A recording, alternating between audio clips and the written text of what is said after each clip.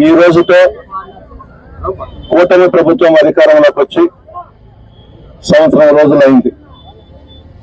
చంద్రబాబు నాయుడు, పవన్ కళ్యాణ్ ఇద్దరు కూడా ఎన్నికల ప్రచారంలో వాగ్దానాలు చేసి అధికారంలోకి వచ్చి ప్రజలను మోసం చేసిన విషయం మీ అందరికీ తెలిసింది.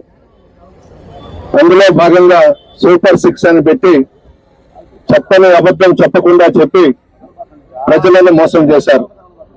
యువతకు 20 లక్షల ఉపాధి అవకాశాలు లేదా నెలకు 3,000 నిరుద్యోగ భృతి అని చెప్పారు. స్కూలుకు వెళ్లే ప్రతి విద్యార్థికి ఏడాదికి ఆ కుటుంబంలో ఎంతమంది ఉంటే అంతమందికి ఒక్కొక్కరికి 15,000 లెక్కన ఇస్తామన్నారు. ప్రతి రైతుకు ఏటా 20,000 ఆర్థిక సహాయం చేస్తామన్నారు.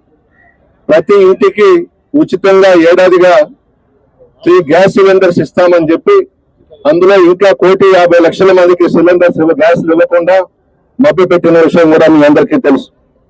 18 సంవత్సరాలు దాటిన ప్రతి మహిళకి నెలకు 1,500 రూపాయలు ఇస్తామని చెప్పారు.